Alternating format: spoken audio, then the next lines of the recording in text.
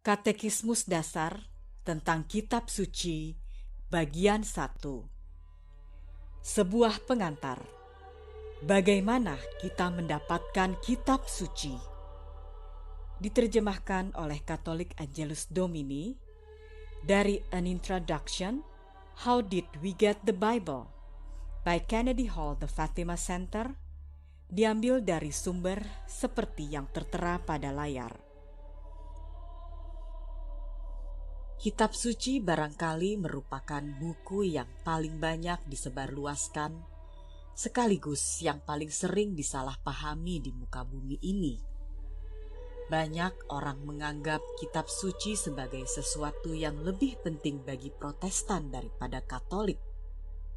Tentu saja hal ini sama sekali tidak benar, karena Gereja Katolik telah menjadi instrumen yang Tuhan pilih untuk mengkodifikasi kanon Kitab Suci, atau yang biasa kita sebut sebagai Alkitab.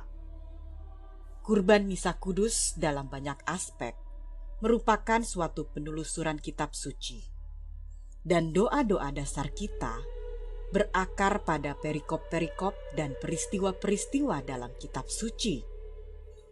Mungkin kita sering melewati suatu bangunan yang mengatakan dirinya sebagai gereja Alkitab atau gereja Injil sepenuh. Tetapi, hanya gereja Katoliklah yang dapat dikatakan demikian.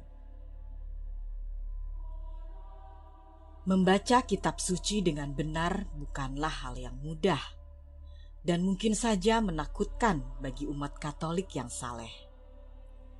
Pada 73 kitab dalam Alkitab, kita menemukan berbagai jenis literatur, mulai dari sejarah suci, literatur hikmat, nubuatan, surat-surat, hingga Injil tentu saja. Ungkapan dan irama bahasa bisa sulit dipahami jika kita tidak fasih membaca Kitab Suci, dan banyak terjemahan modern menyajikan prosa yang kering dan tidak menarik, yang terkadang nampak membosankan. Dalam rangkaian artikel tentang Kitab Suci ini, kami berharap untuk menyajikan kepada pembaca suatu dasar pengetahuan yang penting tentang Kitab Suci, sekaligus keyakinan untuk mulai membaca Alkitab sebagai bagian dari kehidupan rohaninya. Jadi, mari kita mulai dengan pertanyaan pertama yang penting. Dari mana Alkitab berasal? Alkitab adalah kumpulan 73 kitab yang ditulis oleh banyak penulis dengan kitab-kitab tertua yang berasal dari zaman Musa dan kitab-kitab terbaru menjelang akhir abad pertama. Kitab Suci Perjanjian Lama berasal dari tradisi lisan bangsa Ibrani. Perjanjian Lama dimulai dengan penciptaan dan kejatuhan Adam dan Hawa, dan dilanjutkan dengan peristiwa-peristiwa terpenting dalam sejarah bangsa Israel. Perjanjian Baru memperlihatkan peristiwa-peristiwa utama seputar Tuhan kita, termasuk peristiwa-peristiwa dan teologi mendasar dari Gereja Katolik yang baru didirikan. Yesus merujuk pada apa yang kita sebut Perjanjian Lama dan yang disebut Tanakh oleh bangsa Yahudi. Dalam Injil menurut Santo Lukas, Tuhan Yesus berkata bahwa harus digenapi semua yang ada tertulis tentang Aku dalam kitab Taurat Musa dan kitab Nabi-Nabi dan kitab Mazmur, dalam Lukas 24 ayat 44. Taurat Musa mengacu pada Taurat, 5 kitab pertama dalam Alkitab. Penyebutan para nabi mengacu pada sebagian besar literatur kenabian, dan penyebutan Mazmur tentu saja mengacu pada Mazmur. Akan tetapi, perlu diperhatikan bahwa penyebutan Mazmur juga merujuk pada kronik Perjanjian Lama dari raja-raja dan literatur hikmat, karena ada banyak tumpang tindih antara Mazmur dan bagian-bagian lainnya ini. mengingat bahwa kita memiliki gereja yang institusional dengan sejarah yang berkesinambungan sejak didirikan oleh Kristus, kita memiliki catatan dan surat tertulis yang dapat diyakini kebenarannya dan dapat ditelusuri kembali sampai ke akhir abad pertama. Ini membantu kita untuk mengetahui kedekatan tulisan-tulisan Perjanjian Baru dengan kehidupan Kristus di dunia.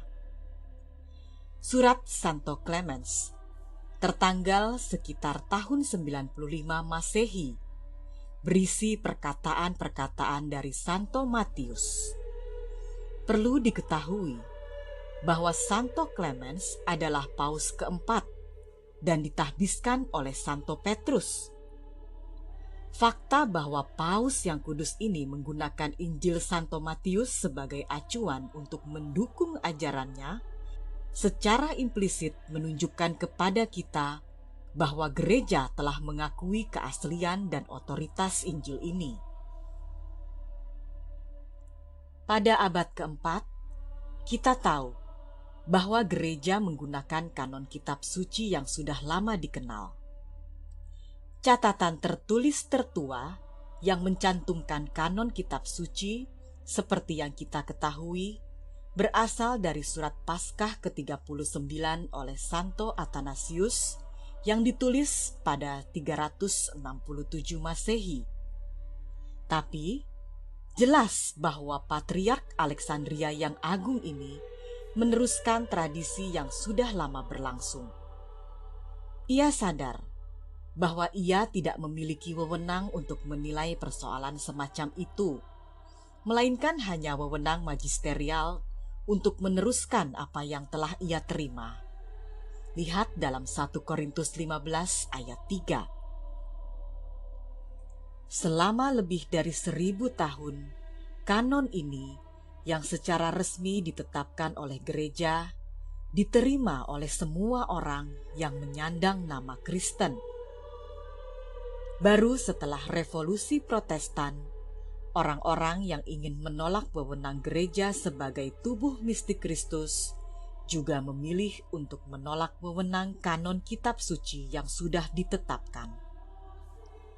Menanggapi hal ini, Konsili Trente mengklarifikasi semua perbedaan terkait kanon untuk menyingkirkan kebingungan seputar masalah yang mendasar ini.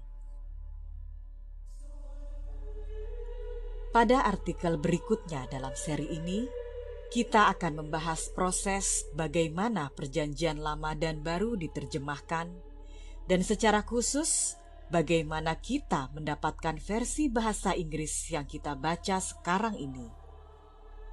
Untuk mempelajari lebih lanjut tentang kitab suci, saya merekomendasikan buku Treasure and Tradition, The Ultimate Guide to the Latin Mass. Buku ini dengan sangat bagus menjelaskan tentang tradisi suci dan kaitan antara misa dan kitab suci, dilengkapi dengan ilustrasi-ilustrasi yang bermanfaat. Jesu via veritas et vita miserere nobis. Yesus, jalan, kebenaran dan hidup, kasihanilah kami.